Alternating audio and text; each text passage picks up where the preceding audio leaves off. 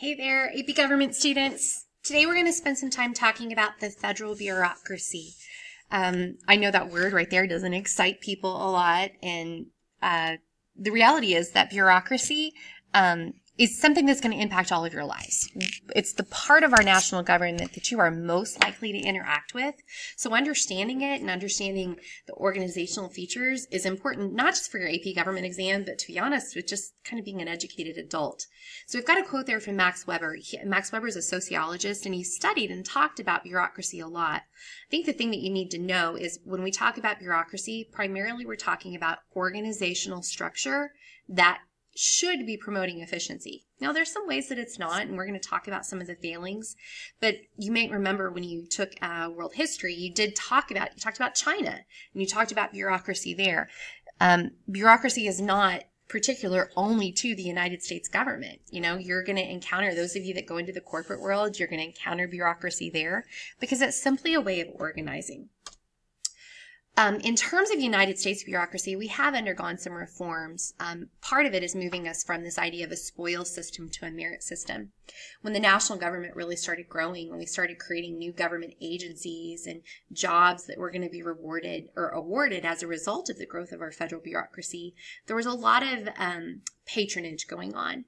Patronage back in the day used to mean I get my job based on who I know. I get my job based on political favors. I get my job based on money that's been rewarded to people. And so the spoils system, there were some real tragedies that happened in our country. The Pendleton Act was a piece of legislation that was passed meant to reform our civil service system. It put in place this idea of a civil service exam so that today, if you're a person that wants to work for the federal government, you actually have to take a test. And that test will basically determine what your aptitude is and what kind of job you're qualified for. So if you want to work for the post office, you have to take the civil service exam. If you want to be a Secret Service agent, you take a civil service exam. If you want to work for the State Department. So it's like all over the place. And what that means then is that we are replacing those kind of jobs from being awarded based on who you know to based on what your merit is. And then your ability to progress throughout the civil service and earn higher pay, it again is based on merit and how you've performed. Now, when we talk about patronage, be really careful because patronage still exists. Very high-level appointments are most certainly based on patronage. But it's patronage in the sense of your, being part of the president's inner circle.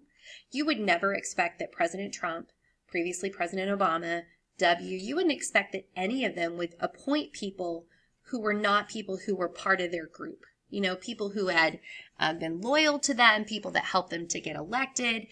That's just what they do. We're going to appoint those kind of people, but they should be people who are qualified for the job. So President Trump, when he makes an appointment to Secretary of State, it still needs to be somebody who is knowledgeable about foreign policy. It needs to be somebody who's well qualified, but they're not going to appoint someone simply based on their qualifications. There's still going to be some level of loyalty and friendship there. The Hatch Act is a piece of legislation that was meant to address the political activities of bureaucrats. So if you are a person that works for the federal government in some kind of capacity, you're still a political being. You still vote. You still advocate for people. The Hatch Act was meant to draw some kind of distinction so that a person that works for the federal government is not supposed to use their job to advocate for political activities. You're not supposed to use your computer at work. You shouldn't use your time that you're at work to try to advocate for certain people or certain pieces of legislation. Doesn't mean you can't do it on your own time. So the analogy would be that I, as an employee of Frisco ISD, when I am at work, I should not be advocating for certain political people. I shouldn't be, telling people you should vote for this person for mayor or use my computer to send out requests for people to make donations to political action committees. I can do it on my own time, most definitely. I can advocate for political behavior in the sense that I can encourage people to be civic-minded. I can send out an email to the social studies department and remind them that there's a local election coming and here are the issues, but I shouldn't use it to say, please vote this way or do this thing. And that's what the Hatch Act did. In a way, it curtails the behavior of bureaucrats, but in another way, it also protects them because it very clearly draws a line and says that your boss, the president, or any high-level bureaucrats that you work for should also not be encouraging you to behave in a political way while you're on the clock. So bureaucracy gets a bad rap. People don't like it, right? There's a lot of reasons why. And so we're going to watch a short little video clip from a movie that I feel fairly certain you have seen that helps to really illustrate some of the truths behind why people don't care for bureaucracy. Fighting the clock and every minute counts. Wait, they're all sloths?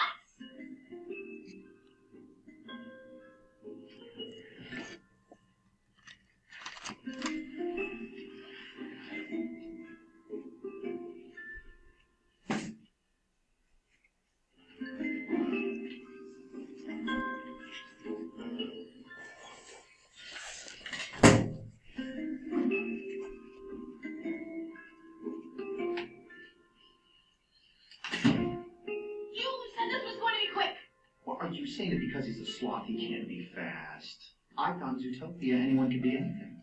Flash, flash, 100-yard dash. Buddy, it's nice to see you. Nice to see you, too.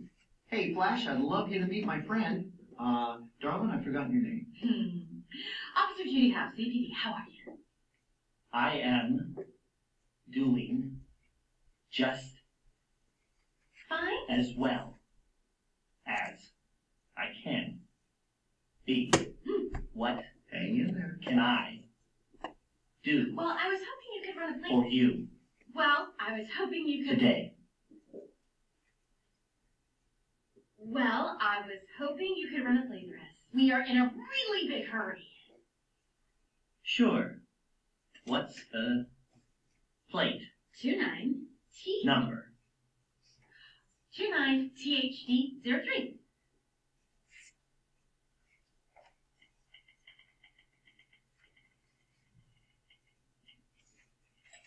Two, 9, THD03. T, HD03. H, D03.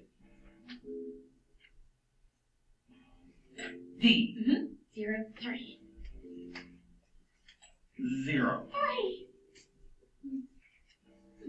Hey, Flash, want to hear a joke? No! Sure. What do you call a three-humped camel? I don't know. What do you call a 3-pound camel. 3-humped camel? Pregnant.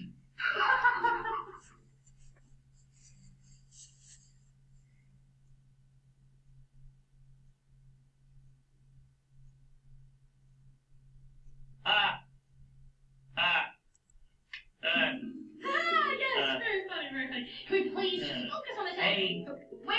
Priscilla. Oh, no! Yes? Flash? What do No! you call A 3-hump camel? Pregnant! Okay, great, Three. got it! Please. humped?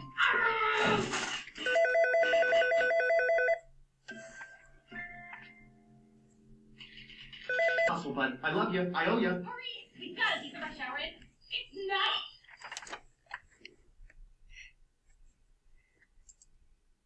So that's just the thing, and there is a little bit of truth in that. Bureaucrats are typically, because of the way we've organized our bureaucracy into this hierarchical authority, and we want to make sure that you are treated based on the work that you do, not necessarily who you know. Typically bureaucrats, well, not typically, bureaucrats are not paid based on how hard they work. And so one of the things that we find is sometimes bureaucrats are not always motivated to work very hard because the reality is they're not incentivized in any kind of way. And that's not 100% true, but that's definitely something that exists. In terms of a hierarchical structure, what I mean by that is the street level bureaucrat that you interact with on a daily basis at the Department of Motor Vehicles or the Social Security Office or when you're trying Homeland Security, if you're trying, or State Department, when you're trying to get your passport stuff worked out. The street level bureaucrat doesn't have a lot of authority. They have a standard operating procedure for which they take care of tasks, and the person above them has a little more authority, and the person above them has a little more authority. It's done that way on purpose because we have to have some kind of way to conduct business in a very impartial kind of way. We have a set of rules, and that's how the rules are going to be applied, and the person who is basically administering policy on the day-to-day basis, that's what they're doing. They're administering it in an impartial kind of way. You and I get frustrated because those people aren't really empowered to make decisions, but that's how we keep bureaucracy fair, is by not empowering those people to make those kind of decisions. And so the people above them are the ones that have a little bit more discretion. Schools are set up that way. You know, if any of you have ever had any kind of special situations, you notice that a lot of times as teachers, you know, there are basic things we're allowed to do. And if we want to bend the rules, we say, well, I need to talk to the principal. And then sometimes the principal has to talk to her boss, and then so on and so on. And so that's what people hate about bureaucracy, but it's also how we keep bureaucracy fair for all people. So we don't hear a lot about bureaucrats in the news unless they screw up. You know, Congress is a little more interesting. The president is certainly more interesting. What we hear about are the mistakes, and there's some examples there on your screen. The thing for you to remember, though, most of bureaucracy is not Washington, D.C.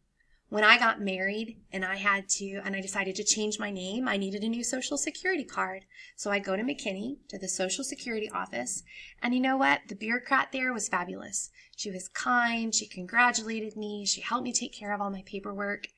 And most of us will have really positive interactions with street level bureaucrats because they're nice people doing their job. You know, that's what the majority of it is. There are going to be bad situations like this, but that's really not the bulk of what bureaucracies are doing. So one of the paradoxes then is that we generally really don't like bureaucracy. As Americans, we tend to say we don't like them, and yet those interactions that we have tend to be quite positive with individuals. This should sound very familiar to you. It's our socialization to hate the entity, but like the individual people. Why did I like the lady at the Social Security office? Because she was nice to me, because she helped me take care of what I needed, and on a personal level, it made a lot of sense. Why do people not like bureaucracy?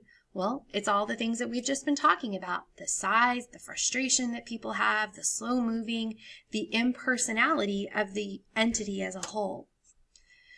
So popular rhetoric is to talk about why we don't need bureaucracy. That the federal government has grown too large, that it's grown too big, that it's bloated. To be fair, if you're going to create an area of policy, then you need somebody to carry it out. So if we have a president that says, I want to create an education policy, I want to leave no child behind, well, you can't do that if you don't have people that are there making sure the policy is taken care of. If you want to protect the environment, if you want to promote drug safety, whatever it is that as a president or as a Congress you decide this is a policy that we care about, then you need people to take care of it. You need people to enforce it. On the flip side, one of the concerns that we might have in our country is that bureaucracy's grown too big. This is a huge part of President Trump's campaign rhetoric, and now as president, he's working hard to try to reduce the size of it. There is a lot of concern that we have simply too many people working for our federal government, and so one of his initial executive orders was to try to reduce some of the costs, and there is some validity to that as well. Do we have redundancy? Do we have too many people performing the same task? That's certainly a possibility. All right, my friends, time to answer your discussion question. Can't wait to see what you have to say.